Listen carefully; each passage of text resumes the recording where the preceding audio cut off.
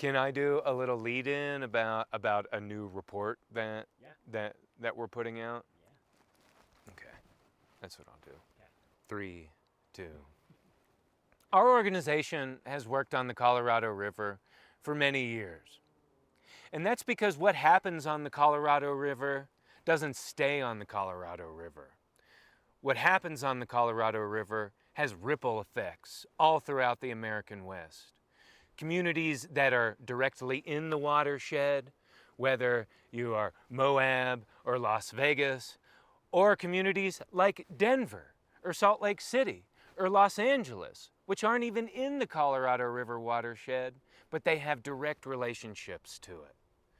Since the year 2000, the system has lost 20% of its water supply.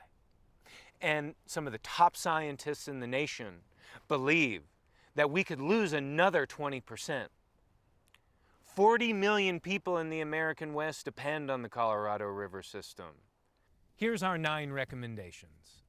The first recommendation: despite what you may think, more and more entities than ever before want to build new dams and diversion projects to take more water out of the river system.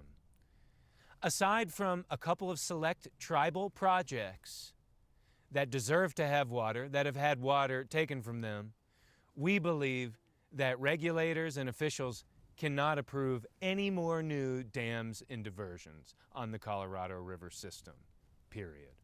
Recommendation 2. All states need plans to use less. But right now, there are states on the Colorado River system that want to use more water than ever before. They have plans to use more water.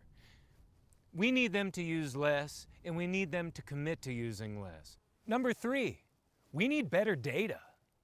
Right now, regulators, water users, and other officials in some areas have no idea how much is being used or lost every year through evaporation, through seepage, through channel losses, and other means.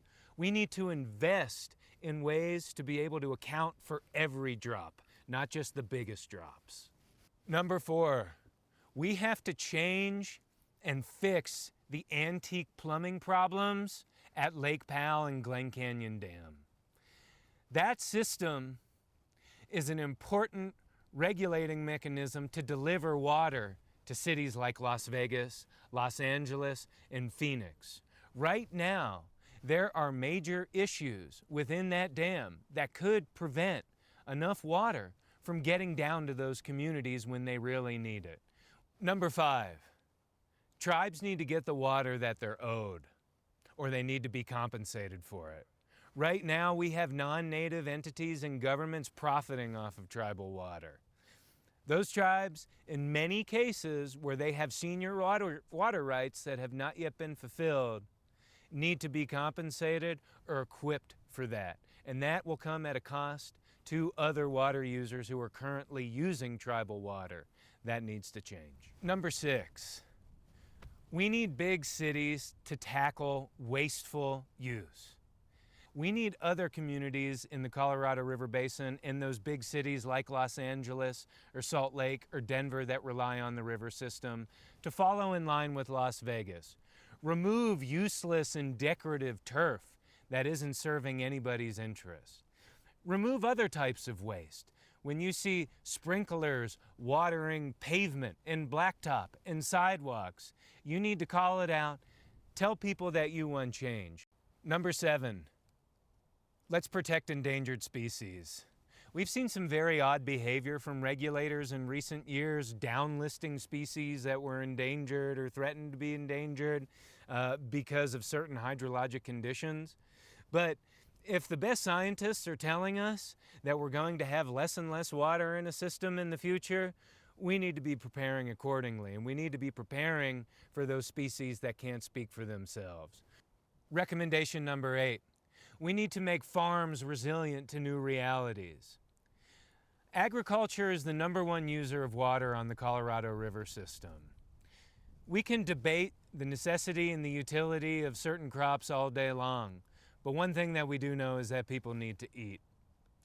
Interestingly enough, Big cities often look at farms as a backup water supply, as something that they can buy and use in times of shortage.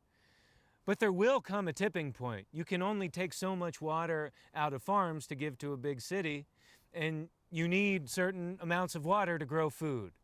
There are ways that we can improve efficiencies to meet growing population demands and ultimately food demands and demands for big cities. Lastly, we need to stabilize groundwater systems.